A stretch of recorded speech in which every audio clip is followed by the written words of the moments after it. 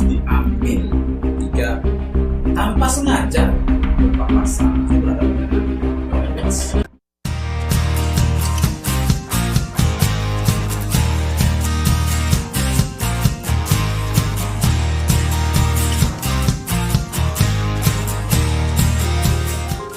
Assalamualaikum warahmatullahi wabarakatuh. Semoga kita semua dalam keadaan sehat. Teman-teman tahu, Kabupaten Langkat masuk dalam 10 besar kabupaten di tanah air. Dan teman-teman juga harus mengerti bahwa Kabupaten Langkat bisa dikatakan lebih dari 50% dikelilingi oleh perkebunan. Ada juga di situ hutan. Nah, untuk teman-teman di tanah air pasti tahu, khususnya yang suka di alam, dengan yang namanya Gunung Leuser. Sebenarnya Gunung Leuser ini bagian dari Bukit Barisan yang melintang di Pulau Sumatera. Nah, telah bersama kita Abang Agus Salim Nasution. Beliau adalah staf dari Leuser International Foundation. Kita akan berbicara tentang hutan, tentang alam bersama beliau.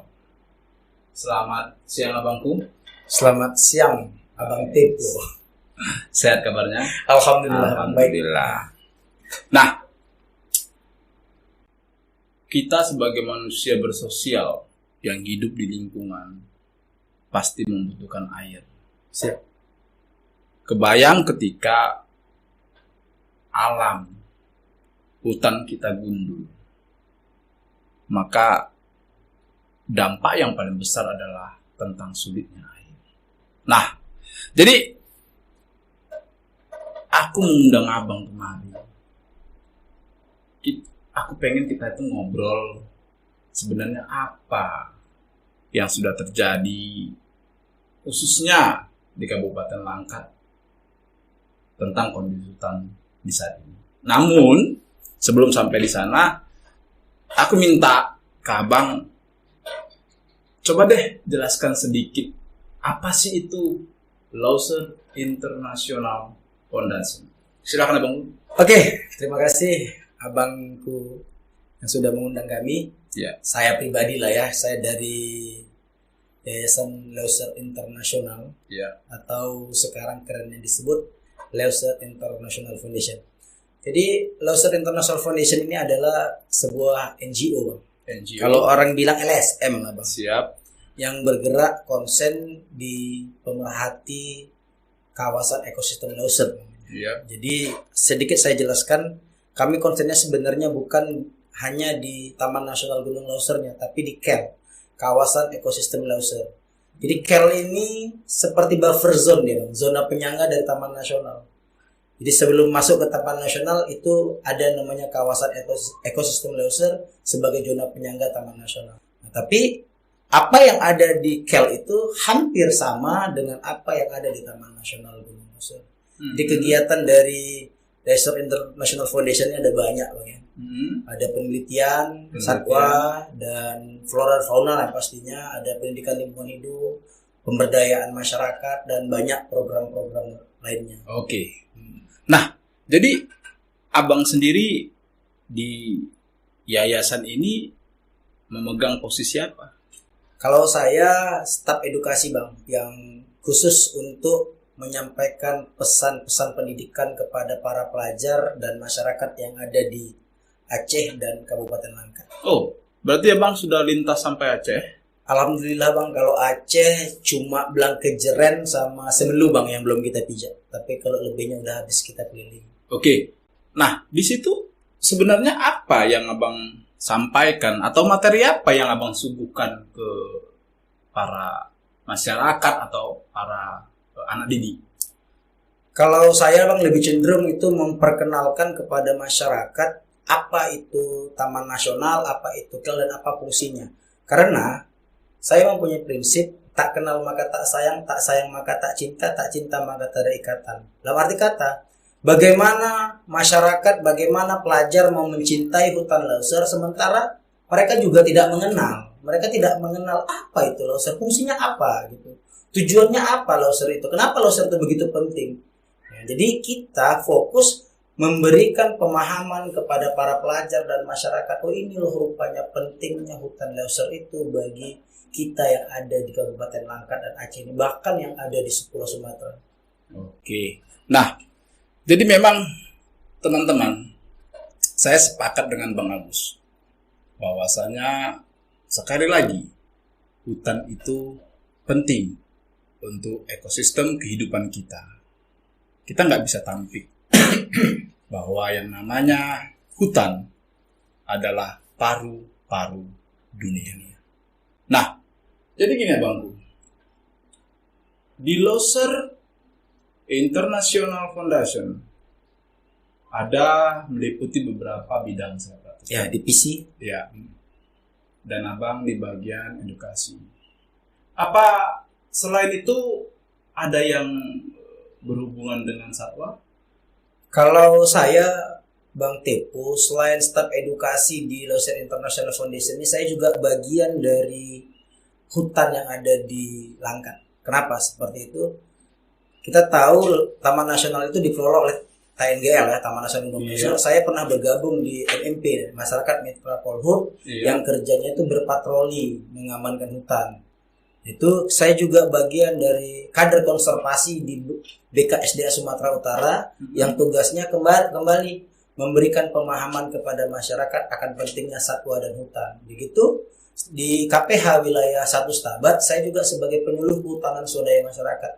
Jadi ketiga elemen, bahkan 4 elemen untuk hutan itu saya kena. Dari NGO-nya saya masuk, dari Taman Nasional Gunung Leuser-nya saya ada, dari BKSDA-nya saya ada, bahkan dari KPH-nya juga saya berkecimpung di situ. Bos, mantap. Tapi Abang belum jawab pertanyaan saya. Oh iya, Pertanyaan saya sederhana. Apakah Leuser International Foundation juga membidangin yang berhubungan dengan satwa? Jelas Bang.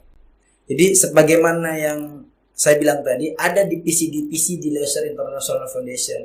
Jadi teman-teman itu ada yang divisinya tentang riset. Jadi riset itu ya bersentuhan dengan flora dan fauna. Ketika bicara masalah fauna, apa risetnya gitu? Gajah kah? Gajah Sumatera kah?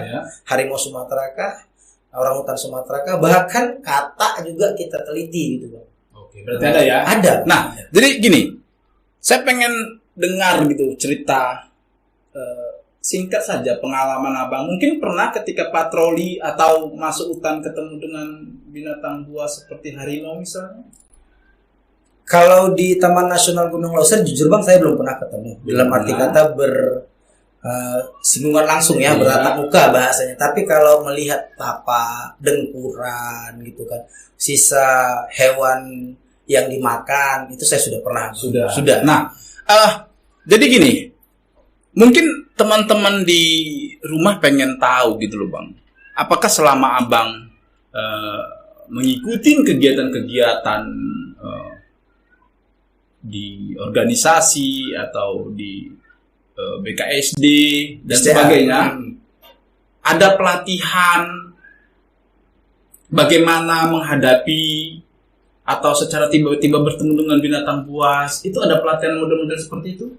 Kalau di jajaran-jajaran yang saya sebutkan tadi, dari tingkat NGO, TNGL, BKSD, AKPH, itu ada. Ada program-program mitigasi konflik dengan satwa segala macam yang diajarkan kepada masyarakat. Dan alhamdulillahnya saya juga sudah pernah mengikuti pelatihan-pelatihan yang Abang sebutkan tadi. Wih, mantap. Nah, sedikit dulu Abang cerita dulu sama teman-teman. Apa sih langkah-langkah yang harus kita lakukan ketika waktu jalan di dalam hutan, kita katakanlah berhadapan dengan binatang buas? Mungkin Abang bisa sedikit ceritakan sama teman-teman. Oke. Jadi pada dasarnya tidak ada hewan buas atau hewan liar di hutan itu yang ingin ketemu manusia, Bang. Kenapa mereka mau bertemu dengan manusia dengan keadaan terpaksa? rumahnya sudah habis, hewan buruannya sudah berkurang gitu. Tetapi sifat hewan itu Bang pada dasar tidak mau mengganggu manusia. Saya beri contoh seperti ini Bang. Ketika ada kawanan gajah dalam suatu kawasan hutan, maka dia akan membunyikan suaranya. Tergantung kepada kita. Kalau kita memang tahu itu ada gajah, ngapa kita dekati? Ketika kita memasuki kawasan harimau Sumatera misalnya, kita bisa lihat dari cakaran-cakaran yang ada di batang pohon, begitu dia akan mengaum, menandakan bahwasanya itu adalah ada dia, maka kita akan menghindar. Ketika kita bertemu orang hutan liar di atas pohon, maka dia akan mematahkan ranting-ranting pohon itu, akan menjatuhkan sebagai tanda adanya dia. Oke, sebentar.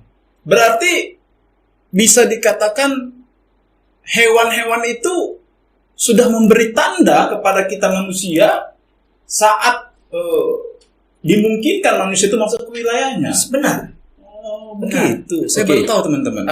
Tadi Abang belum menjawab. Siap. Apa langkah-langkah yang harus diambil ketika tanpa sengaja berpapasan atau berhadapan dengan hewan buas? Hewan buas kita ambil contoh harimau Sumatera ya Bang. Itu hewan buas ya. Jadi ketika di dalam hutan atau dimanapun kita bertemu dengan harimau Sumatera, sepanjang yang saya ketahui dari ilmu yang saya dapat dari rekan-rekan juga, kita tidak boleh memalingkan Bang, pandangan kita dari hewan buas tersebut. Dalam arti kata, ketika kita berpapasan, kita ambil jalan mundur ketika sudah dapat jarak aman mau lari-lari. Tetapi pada dasarnya harimau Sumatera itu tidak akan mau menerkam dari depan. Nah, jadi alaminya harimau Sumatera itu selalu menerkam dari belakang. Jadi ketika bertemu, kita tenang, jangan grogi, tarik napas dalam-dalam, atur langkah mundur. Ketika itu memang kita sudah harus berpapasan dengan beliau, sudah bertatap muka. Oke, saya mendapatkan satu ilmu baru teman-teman, bahwasanya ketika menghadapi atau bertemu dengan hewan buas seperti harimau, jangan pernah sekali-kali berpaling. Ini hal baru yang saya temukan. Nah, tidak boleh berpaling. Kedengarannya menarik, tapi saya nggak akan mencoba. Jangan Bang, kita juga nggak mau. Nah, mungkin beberapa waktu yang lalu kalau kita mundur, kita pernah dihebohkan dengan adanya harimau turun ke perkampungan, ke perladangan dan perkebunan, khususnya di Kecamatan Batang Serangan. Yang ingin saya tanyakan sama Abang, ini fenomena apa sebenarnya Bang? Boleh saya jawab Bang? Silakan. Fenomenanya pertama sudah tidak adanya rumah mereka. Jadi tutupan hutan yang ada di Kabupaten Langkat, Aceh, hutan Loser ini kan kurang lebih setiap harinya berkurang 2 kali lapangan bola. Begitulah kira-kira untuk risetnya. Jadi bagaimana hewan-hewan liar itu tidak merapat ke permukiman ketika kawasan-kawasan hutan itu sudah terdegradasi menjadi perkampungan, menjadi perladangan, menjadi perkebunan sawit. Dan ketika hutan itu berkurang, hasil dari buruan-buruan yang mereka inginkan untuk makan itu juga sudah sangat sedikit.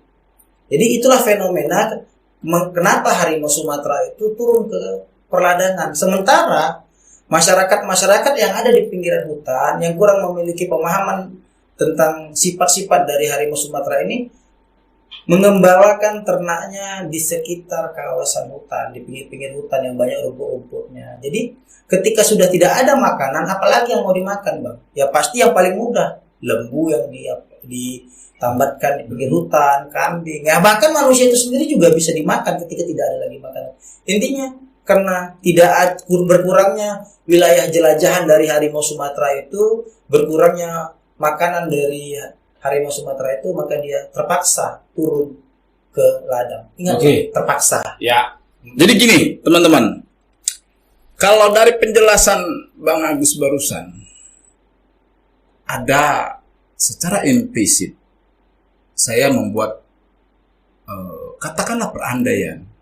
Kebayang kalau tanahmu saya ambil sejengkal, mungkin kamu bawa golok untuk melakukan perlawanan. Benar. Dan kebayang ketika harimau-harimau itu rumahnya, lahannya kamu rusak, kamu jadikan perkebunan atau apapun itu namanya, maka siap-siap kemungkinan mereka akan melakukan perlawanan seperti ketika tanahmu diambil oleh tetangga. Ini pesan yang harus kita pahamin. Dan pesan ini saya sampaikan kepada teman-teman yang khususnya tinggal di wilayah yang berdekatan dengan hutan. Nah, kita tidak punya banyak waktu lagi nih Bang Agus. Okay. Saya pengen bertanya sama Abang. Apa sih pesan yang ingin Abang sampaikan kepada teman-teman masyarakat di luar sana yang berdekatan dengan hutan? Baik itu katakanlah model pencegahan, atau mungkin Abang mau menyampaikan pesan tentang bagaimana merawat lingkungan. Silakan Bang. Baik, terima kasih Bang Tepo. Jadi untuk seluruh teman-teman masyarakat yang berada di seputaran pinggiran hutan, arif dan bijaksanalah. Kenapa? Karena pada dasarnya bukan mereka yang mendekati kita. Jadi kitalah yang mendekati mereka. Kita yang memancing ketertarikan hewan-hewan tersebut itu untuk datang kepada kita. Ketika kita tidak memiliki kearifan lokal dalam menjaga keseimbangan, maka bencana akan terjadi. Baik ketika kita tidak mampu menjaga hutan kita, maka akan ada kekeringan, akan ada banjir bandang. Ketika kita tidak mampu menjaga keseimbangan antara luasan hutan dan perkebunan kita, maka binatang-binatang itu akan turun ke jalan, turun ke tempat kita sendiri. Pada dasarnya, merawat alam, merawat lingkungan itu adalah jalan menuju surga. Kenapa? Allah Subhanahu wa Ta'ala, Tuhan Yang Maha Kuasa, menciptakan bumi ini untuk kita tinggali. Tanpa ada pepohonan, tanpa ada hutan, maka bumi ini tidak akan bisa kita tinggali. Ingat sedikit Bang, saya tambahi, Allah Subhanahu wa Ta'ala itu, Tuhan Yang Maha Kuasa itu memberikan garis khatulistiwa itu dengan hutan hujan tropis, Bang.